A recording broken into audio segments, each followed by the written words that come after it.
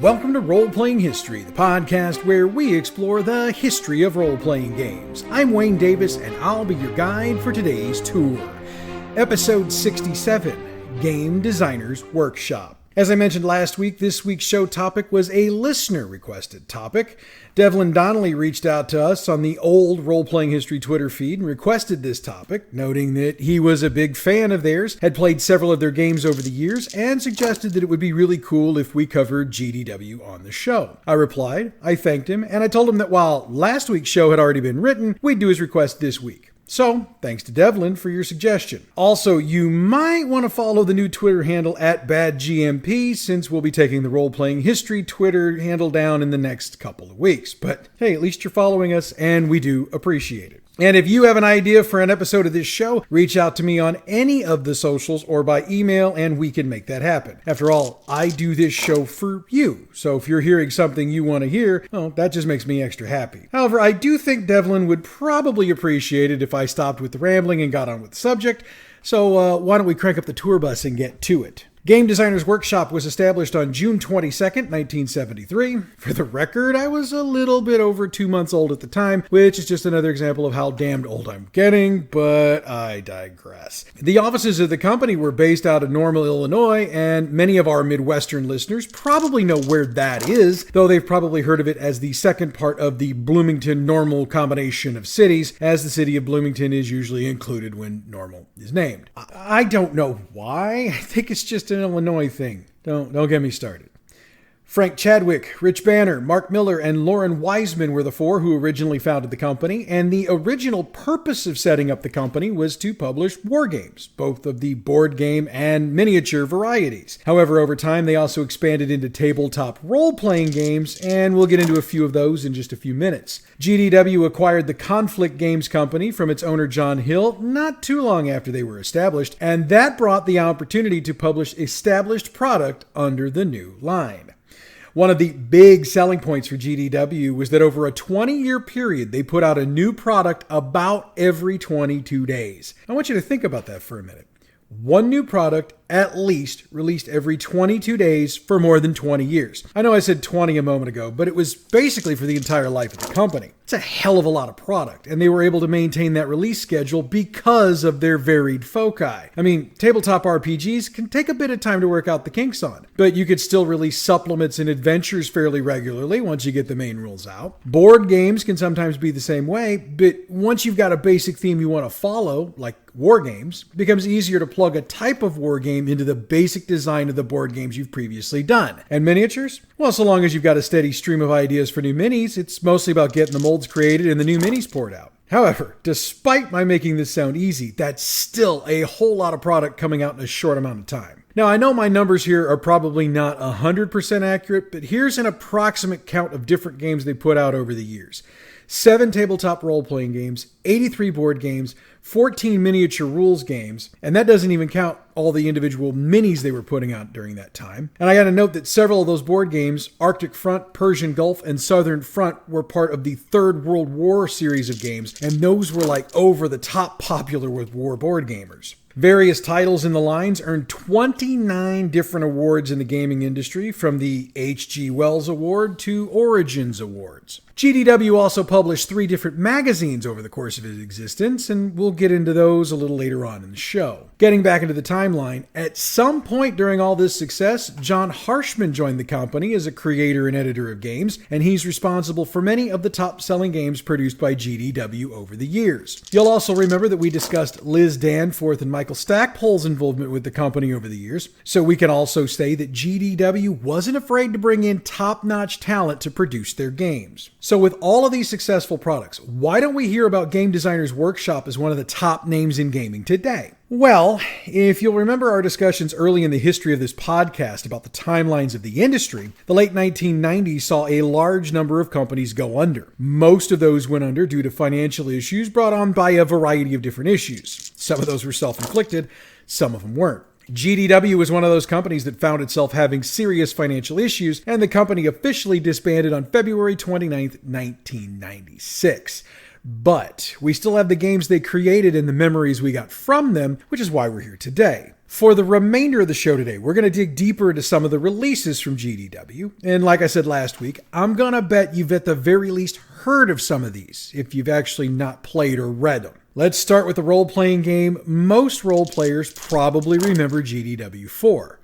Traveler. Traveler is a science fiction role-playing game. It was released by GDW in 1977. Created by Mark Miller, Frank Chadwick, John Harshman, and Lauren Wiseman, it was inspired by a list of sci-fi books, among them the Dumarest of Terra saga, written by Edwin Charles Tubb. Now, we've briefly covered Traveler in the past when we did our timelines, so some of what we're looking at today will seem familiar, but since we've never done a deep dive of the game, let's get into it. Back when we covered Traveler during the timelines, I mentioned the first release of the game, but for those who've joined us along the way and haven't caught all the episodes in the archives, I'm going to get into it again here. And by the way, you need to correct that not having caught all the archived episodes thing. I refer back to other episodes frequently during this show. Anyway, the original game books in the 1977 release were digest-size books, and you can specifically think of Reader's Digest if you're looking for a specific size for the books. They were also black, which led to them being called the Little Black Books, which makes perfect sense to me.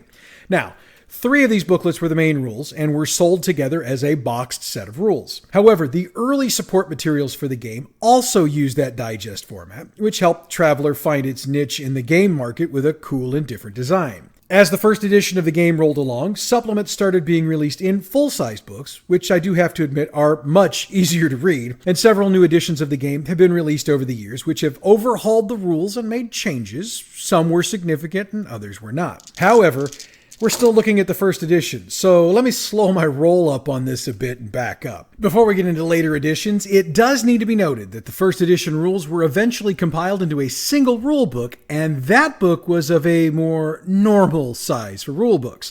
In other words, not digest-sized. The supplements for this edition covered all of the areas of gameplay you'd expect: advanced character generation, capital ship design, robots, adventures, you name it. GDW also took advantage of the success of Traveler to release 8 boxed war games as tie-ins to their role-playing game. Oh, and some of you might have heard of this version of Traveler being called Classic Traveler.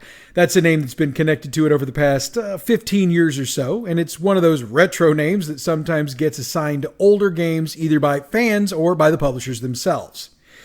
By the mid-1980s, GDW decided Traveler was due for an update. The next edition of the game was released in 1987 and was designed by Digest Group Publications. I say next edition because we're not going to number the releases in this show. That's mostly because the individual publishers of the games over the years didn't really do it either, and there have been 13 different versions released over the years. So, just stick with me and we'll make our way through this with a minimal amount of confusion. I hope. The next version was set during the Rebellion, which we'll cover in a few. The supplements and magazines released during this period detailed the progression of the Rebellion from the initial assassination of the Emperor in 1116 to the collapse of large-scale interstellar trade in about 1124, which is when the Hard Times supplement picks up. GDW had one more Traveler version to release, and that came out in 1993. Titled The New Era, it was set in the former territory of the Third Imperium after interstellar government and society had basically collapsed. This version of the game introduced Virus, which is a silicon chip life form that infected and took over computers. The mechanics of this version of the game were a little bit different as well, using GDW's house system, which was built on Twilight 2000's second edition. This was a much more realistic version of sci-fi, doing away with things like a virtually unlimited laser range, reactionless thrusters, and other items deemed to be too fantastic for reality. And yes, I know I just used the word realistic when talking about a sci-fi game. Just trust me on this one. While the New Era was the last version we got from GDW, it was far from the last version of this classic game we would get overall. Imperium Games got a hold of the license, and in 1996 they released Mark Miller's Traveler. Set in the early days of the Third Imperium, the game has a smaller, newly formed empire surrounded by regressed groups or barbaric worlds, which gives a more fantasy-style slant to the gameplay. And the mechanics for this fourth version of the game are basically a mix of Classic Traveler and the New Era. Next up, we got a GURPS version of Traveler. Designed by Lauren K. Wiseman and published in 1998, this version of the game uses the 3rd edition of the GURPS system. What makes this version even more unique is that it occurs in an alternate timeline to the 4 previous editions. In this timeline, the rebellion never occurred and Virus was never released. It made for a much different storytelling style, but proved to be popular with gamers, and Steve Jackson Games released a number of supplements, including some for all of the major races, some of the minor ones, interstellar trade, starships, and much more. By 2002, the game industry was in full-on D20 fever, and Traveler wasn't spared. QuickLink Interactive published Traveler 20 that year, and uses the D20 system as its engine. The game itself is set at the time of the Sumani Rim War, which is right around Imperial Year 990. For those who know Traveler well, it's about a century before the era of the original game. Once QLI lost their license for Traveler, the game was repackaged and released as the generic Sci-Fi 20 system, by the way. GURPS struck again in the Traveler universe, releasing GURPS Traveler Interstellar Wars in 2006. This was released to capitalize on the then new 4th edition of GURPS, and it brought changes to the previous materials. Steve Jackson Games rolled the timeline back to 2170, and this made Interstellar Wars unique in the Traveler universe to this point, as that date is several millennia earlier than any of the other games would typically be set. For the record, this time period covers Earth's early days in interstellar space travel and goes through the period just after the Third Interstellar War between the Terran Confederation and the Zero-Circa Empire. Explanations about some of this are coming, I promise. This is just a hella large release timeline to hit. Comstar Games ported Traveler to the Hero system in 2006, creating Traveler Hero. Other than announcing that as a part of the timeline, I don't really have anything else remarkable about that release to mention, which should tell you a lot about how well received it was. Sorry. Mongoose Publishing was next to get a Traveler license. Their version of Traveler released in 2008 and got both a traditional format release and an open game license SRD so that other games could build around the system. The influence for Mongoose's version is the original game. Mongoose made this version their own by updating careers and technology, since there'd been a huge increase in technology in the real world between Traveler's initial release and this version's release. Mongoose supported their version with a number of supplements, and overall it was fairly well received in the gaming world. And we're still not done with versions. In 2013, yet another player got into the Traveler license game. Far Future Enterprises released their own version of the game by reworking and combining concepts from many of the earlier rule sets. They called their version Traveler 5, and the core rule book is a rules mechanics reference, which pulled all its information from adventures and other supplements. It got an update in 2019 called version 5.10 and was released after a successful Kickstarter campaign. That cleaned up errata and changed the format. The most obvious format change was that it came in 3 books: Characters in Combat, Starships, and Worlds and Adventures. Mongoose Publishing gets the last words on the Traveler editions to this point. They released a second version of their own rules in 2016, then updated them in 2022. They kept the original rules basically in place, but went with a full color presentation in the book. Also, this version is not open game licensed, so no third-party stuff for this edition. This edition also includes pre-university and military academy education options, the inclusion of skill specializations so that you avoid the glut of skills to choose from, alterations to equipment descriptions, and changes to spaceship operations and combat. This version of Traveler should be available at your friendly local neighborhood game shop, so if you're interested, drop in and inquire.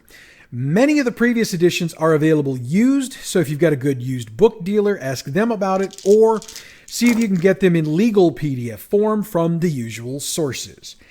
Now, this is the point where I usually drop in a review or two, and for the record, I've got about 4 pages of reviews. However, rather than pick 1 or 2, I wanted instead to do this. In review after review and edition after edition, all of my reviews, regardless of whether it's Dragon Magazine, Ares, The Space Gamer, or any other source, all say pretty much the same thing. Traveler is the space exploration game you should be playing. Sure, each review has their own reason, but at the end, they all agree it's the best thing going in the genre. And the fans agree. In the 1996 reader poll by Arcane Magazine of the 50 most popular role-playing games of all time, Traveller was ranked third. Paul Pettingale, Arcane's editor, said this, quote, "Although originally intended as a generic science fiction system, Traveller quickly became linked with the Imperium campaign background developed by GDW. This background offers a great degree of freedom for individual referees to run campaigns of their own devising, while providing enough basic groundwork to build from, and has proved to be immensely successful. Everything from political intrigue to action-packed mercenary actions, trading, or scientific exploration is possible, and a lot more besides. Traveller is one of the true classics of the role-playing hobby." End quote. Traveller: The New Era won the 1993 Origins Award for Best Role-Playing Rules. That same version won the 1994 Origins Award for Best Role-Playing Rules. And in 1996, Traveller was inducted into the Origins Hall of Fame. Over the years, Traveller has been optioned for computer games, books, comic strips, and even albums. And that last one comes courtesy of heavy metal band The Lord Weird Slow Feg, who based their concept album Traveller on the game. And for those of you who are curious, we are going to discuss 2300 AD, which is kind of an offshoot of Traveller. We're going to cover that in a couple of minutes. But first, we need to do that thing that we do here, and that's dig into the setting and the design elements of the game. Let's start with the setting itself. As Paul Pettingale noted, Traveller initially had no setting. It was supposed to be a generic science fiction game. However, as the supplements began to be released, we got the setting most gamers know and love: the human-dominated Third Imperium. It's the largest interstellar empire in charted space. It consists of feudalistic unions of worlds. The races in the game are dominated by descendants of humanity, called Humanati in the Traveller rules. These break down further into the Solomani, who emigrated from Earth in the last few thousand years, the Velani, who were transplanted from Earth tens of thousands of years ago by the ancients who founded the First Imperium, and the Zodani, who are psychic humans ruled by psionically gifted nobles. Humans aren't the only race in Traveller, though. There are the Asian, who are cat-like creatures, the Droyan, who are winged lizard-like creatures, the Hivers, the Kukri, who are centaur-like, militant, and vegetarian, though I'm not sure why the vegetarian part is necessarily important, and the Vargur, who are wolf-like. Oh, and I'd be remiss if I didn't mention the ancients. In the distant past, these were a major race. So major, in fact, that ruins of their civilization can be found throughout charted space, and their artifacts are more technologically advanced than anything in the current game. Think of it as Atlantis in our own mythology, though it's been proven the ancients actually existed in the game. For some reason still unknown, the ancients transplanted humans from Earth to dozens of different worlds, removed worlds from Earth, created the Vargur from them, and then transplanted them onto another world. And then they performed a number of other different engineering projects. They wound up destroying their civilization in a catastrophic civil war, so there's that history as well. Now, I normally break down the specifics of the game engine when we look at a game, but with so many different versions, we'd be doing episodes of this show for a couple of months. Instead, we're going to look at some of the key features of Traveller that tend to be the same from version to version. The first of these is the idea of commerce, which, quite frankly, is the driving force of civilization in the game. Traveller is also human-centric, but cosmopolitan. I mean, the rules do focus on humans, but there are sufficient rules provided to play aliens or to use them as NPCs in your game. Now, it needs to be noted, communication in Traveller is limited. Basically, there's no such thing as faster-than-light information transfer. To make that even more simple to understand, there's no subspace radio or hyperwave like you'd see in other space-based games. Communication is limited to the speed of travel, which that kind of impacts how decisions can be made. That means decisions need to be made on the local level rather than from a centralized empire like you'd see in Star Wars. Morals and morality are pretty much the same as you'd see anywhere in the real world, but they're still a focus of this game. The sociological feature of the game is that nobility tends to make all of the decisions, and they use titles like Baron, Duke, and Archduke. Society in Traveller is very stratified, with high, mid, and low class existing, and social status even being a primary character attribute. Now, insofar as character creation, there are a few basics we can cover. Traveller uses what's called a life path system for creation. Characters get skills and experience during a minigame. This allows the player to make choices that determine the character's life up to the point where the adventure begins. And death during character development is possible in some editions of the game. I'd note that this particular mechanic has not only become infamous, it's developed an almost cult following in certain parts of the gaming internet. Okay, so there are 6 primary characteristics: strength, dexterity, endurance, intelligence, education, and social standing. In most versions of the game, these are generated with a 2d6 roll. Now, variant characteristics exist, like charisma and caste, which would replace primary characteristics, and those are used to kind of flavor out alien characters. Equipment in Traveler tends to come in 3 flavors. Low tech, like shields, pikes, swords, and high tech, cybernetics and artifacts from ancient civilizations. And what we call the hard sci-fi. Energy weapons would fall into that category. Starships exist, obviously, and there are as many different types as there are stars in the sky. Okay, not really, but you get my point. Worlds are another part of Traveler that are as numerous and as varied as they can be. From rocky planetoids to large gas giants. Again, if you can think of it, it exists. All right, so I know I kind of ran through that, but I wanted to get a whole lot of different things covered in today's episode. I mean, I probably should have covered Traveler in its own episode, and maybe we'll expand on it in another form another time. For now, let me just say this. If you love a good sci-fi game system, I strongly recommend Traveler. Next up, I wanted to cover a game that was sort of based on Traveler, but not actually a part of Traveler. What would ultimately become 2300 AD had a very interesting origin.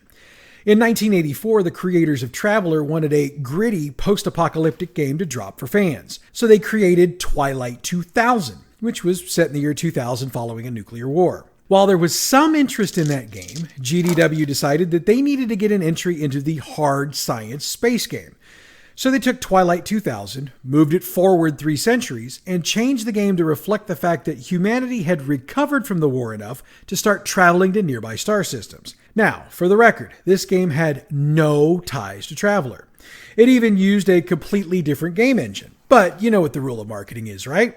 Tie it to a successful property and start printing money. That's what they did when they released the game in 1986. Titled Traveler 2300, it was released as a boxed set with a 48-page player manual, a 48-page referee's manual, an 8-page forms book, an 8-page near star list, an 8-page introductory adventure called The Tricolor Shadow, a paper map with a 3D representation of the star systems within 50 light years of Earth, and it came with a 10-sided die. Of course, calling a game Traveler 2300 would lead gamers to think it was tied into Traveler, and that confusion led GDW to make a decision. For the second edition, released in 1988, they retitled it 2300 AD. Needless to say, the confusion cost them sales. Both versions of this game sold nowhere near Traveler, and most historians blame the name confusion. When other publishers started putting out cyberpunk releases, like Shadowrun and Cyberpunk, GDW decided to add that flavor to this game, first releasing the Earth Cybertech sourcebook in 1989. They also released a number of supplements to expand on that theme, but they could never seem to get the sales up, and they eventually stopped the line. Shannon Appelkline summed it up best in Designers and Dragons, quote, "The last few 2300 books supported the darker cyberpunk future, but it wasn't enough to sustain the line, which came to an end in 1990, end quote. QuickLink Interactive tried to revive the line in 2007, releasing 2300 AD for their Traveler 20 game, and Mongoose Publishing released the 2300 AD setting sourcebook for their version of Traveler. Sales were okay, but not enough to bring 2300 AD back as its own game. I was going to get deeper into the mechanics and setting of 2300 AD, but suffice to say that when compared to Shadowrun and Cyberpunk, 2300 AD, in my opinion, just doesn't add up. I'm not trying to disrespect it if you're a fan. It's just the gritty realism of 2300 AD is definitely interesting, but once it was decided to start shoehorning cybertech into the game, it began to lose its focus and it just kind of blended into the surroundings. The initial concept, whereby a basic engine drive was created for limited interstellar travel, that was very interesting. The concept of traveling to new worlds and seeing what's there in a realistic manner is enticing.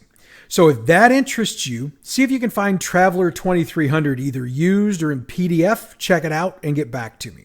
I've got 2 more GDW games I want to cover as a part of this show, and the next in line is Dark Conspiracy. Created by Lester Smith and released in 1991, Dark Conspiracy is, as the title slightly suggests, a dark horror game set in the near future. It's been noted that 17 different artists contributed to this project, including Larry Elmore, Earl Geyer, Tim Broadstreet, Janet Alucio, and Elizabeth Danforth. In other words, a who's who of game art in the late 80s and 90s. The first edition was supported with supplements, and the universe in which it's set was further supported by a trilogy of novels written by Michael Stackpole. GDW supported the hell out of this game in its own magazines, and other company magazines like Dragon and White Wolf also provided good coverage of the game. The first edition uses the skill-based system from Twilight 2000, upon which it's based. This skill system uses the D10 for resolution of skills. Character creation is also interesting because it's a multi-step process. The player first selects career terms for the character, which specifies either a predetermined set of skills that the character gains, or it allows a certain number of points to be distributed among a particular set of skills on a list. And as you would expect, the skills are tied to attributes, which can either be rolled or straight up point bought. Each career term also provides a set number of contacts, which can come in handy during a session. The build system also has a built-in mechanism to kind of thwart the min-maxer in your group. Each career term ages a character 4 years. Once the age limit is reached, the player has to make rolls to prevent the loss of attributes that are physically based due to their aging. It's not perfect, but it's one of the better ideas I've seen out there. There are a number of cool weapons and equipment in the books as well, and they're well supported with artwork because, as Lester Smith himself noted, quote, "As a role player myself, I want to be able to see what something looks like if my character's going to be carrying it. I hate picking something up for its stats and having no idea of what it looks like." End quote. Well said, Mr. Smith. Well said. While there was decent interest in Dark Conspiracy when it first came out, by 1993, interest had declined enough that GDW discontinued the line. When the company itself went under a few years later, Dark Conspiracy Enterprises was created, and they got a license for the game. They published the second edition in 1997. It was a 2-folio system, with one for players and the other for the GM. There were also 2 versions of the game released, a basic edition, which was shorter, and a master edition, which was, as you would imagine, much more complex. Those sold well enough that a 3rd edition was being considered by the mid-2000s. In fact, Dark Conspiracy Enterprises had licensed the game to the Gamers Conglomerate to actually produce that 3rd edition, but TGC never actually did that. Not to be deterred, DCE granted the option to Kinstaff Media in 2010. They created a division they called Three Hombres Games, and they published the 3rd edition as a PDF in 2012. Needless to say, Three Hombres put together a new rules system that revised the combat rules and changed how characters are created. Three Hombres was working on a number of supplements, but they went out of business before they could actually get them to print. Now, as of the recording of this show, there are a number of rumors out there that Clockwork Publishing has acquired the rights to Dark Conspiracy and are working up a 4th edition of the game. Should that edition see the light, we'll do a piece either for the website or for YouTube to cover what that's all about. All right, let's do a couple of reviews here since I've been a little review light today. Alan Varney reviewed the game in the November 1991 edition of Dragon Magazine. He said, quote, "I might legitimately question how well the rules aid the various kinds of horror," end quote. He concluded that, quote, "The Dark Conspiracy game targets experienced referees who already know the kinds of horror adventures they want to run. Its long and very complex rules offer much value to players who want a fair shot or multiple auto-fire shots against the monsters. This game is a giant step forward for GDW in size, presentation, and imagination," end quote. In that 1996 Arcane Reader poll for the 50 most popular role-playing games that I seem to cite on a weekly basis, Dark Conspiracy came in at 43. Paul Pettingale had these thoughts, quote, "Players take on the roles of people who have learnt of the evil forces at work in the world and are struggling to defeat them. The evil forces have infiltrated what remains of the government and powerful corporations. A great blend of cyberpunk, Call of Cthulhu, and conspiracy paranoia," end quote. As we've noted, finding a copy of the game is going to be difficult, but since PDFs are legally available, I'd suggest checking sites like DriveThruRPG to see what they've got. The final game we're covering today is one I probably wouldn't have normally even considered, but since the creator happens to be who he is, I just kind of had to. Gary Gygax joined forces with GDW in 1992 to release the game Dangerous Journeys. Originally, Gary wanted to call the game Dangerous Dimensions, but TSR threatened a lawsuit if that title was used, with the argument being the DD abbreviation Gary wanted to use was a little too close to D&D for TSR's comfort, so the name was changed.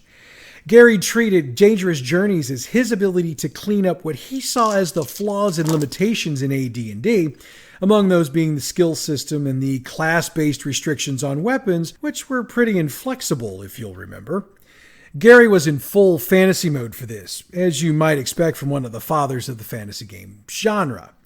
So why don't many, if any, of us remember the game? That would be because the publication lifetime was very short. Gary got the core book, called Mythos, plus 6 supplements released before TSR finally decided they'd had enough of these shenanigans and filed a lawsuit against GDW. As TSR still had decent stroke inside the industry, GDW bowed to the suit and stopped production of the series. That being said, some books got published, but I'd imagine that those who have one probably don't want to part with it, so good luck finding a used copy. And insofar as PDFs, I'm going to venture a guess that there aren't any legal ones out there, and we only promote legal stuff on this show. Gary Gygax did say on his own website later on that the Mythos setting that got published was only the first of many different settings he'd had in mind for the game before the plug got pulled. One of them, the city of Ascalon, was actually advertised, but it, of course, never made it to market. No reviews on this one, since the chances of finding a copy to play are pretty slim. Okay, so we've looked at a few of the games GDW was responsible for over the years, but I also wanted to cover the 3 magazines the company published.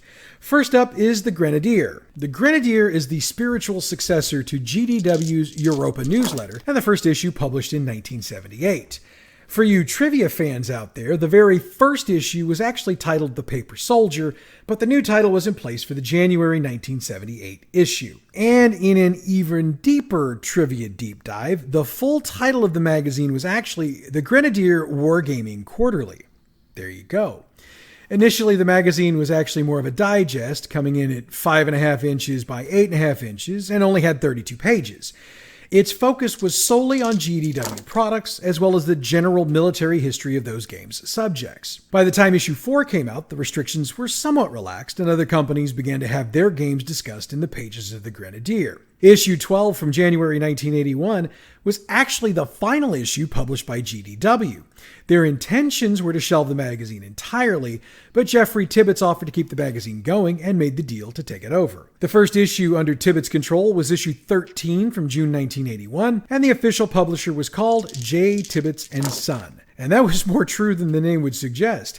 Tibbets and his son Robert actually physically printed that first issue on a press in the garage of author Thomas J. Bates.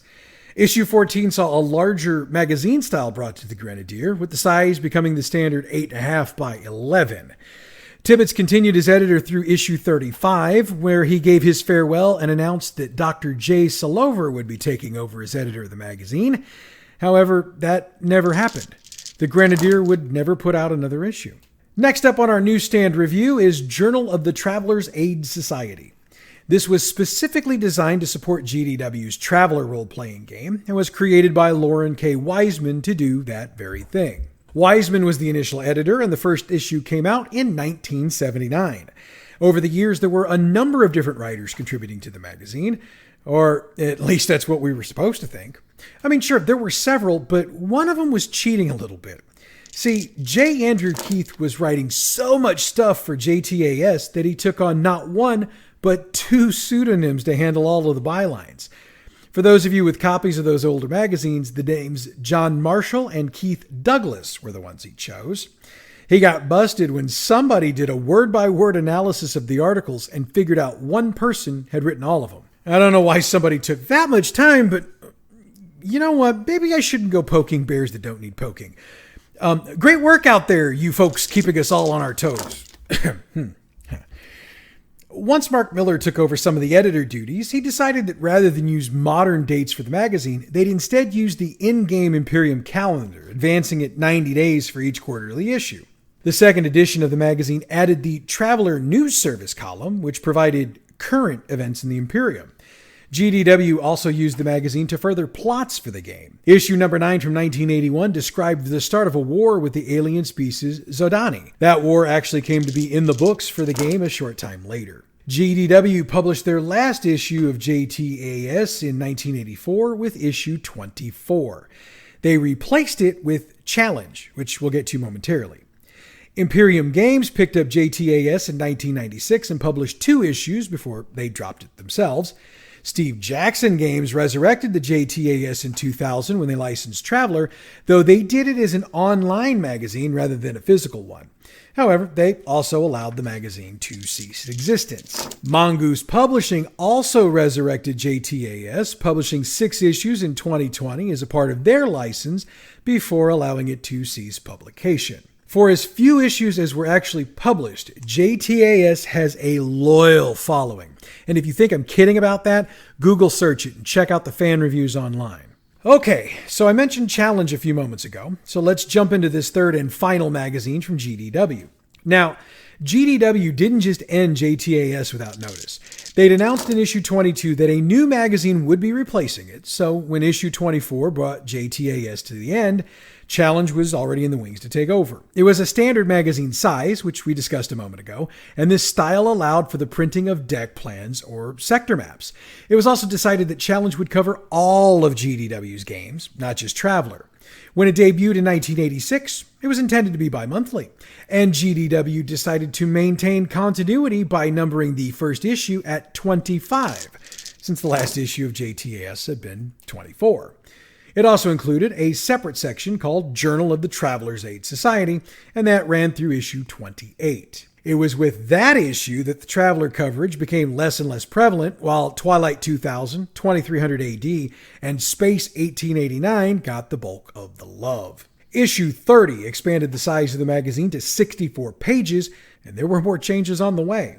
Michelle Sturgeon took over the editor's duties with issue 35 in 1988, and she expanded the magazine's coverage to sci-fi games from other publishers, including Shadowrun and Paranoia. In 1991, it was decided to switch Challenge's release schedule to monthly, but this only lasted through 1993, with issue 68 being the first on the return to bi-monthly. The beginning of the magazine's end was in 1992, when only 4 issues were published. Issue 77 would be the final release, and it dropped in 1995. Needless to say, GDW's end in 1996 brought the end of the magazine itself, barring another company choosing at some point to grab the license on their own, though I don't see that happening after 26 years.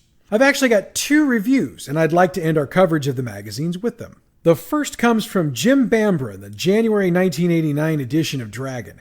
He called Challenge, quote, an excellent source of adventures, ideas, and hardware for GDW's Twilight 2000, 2300 AD, and Mega Traveler role-playing games, but many of its other features are also easily converted to other game systems, end quote.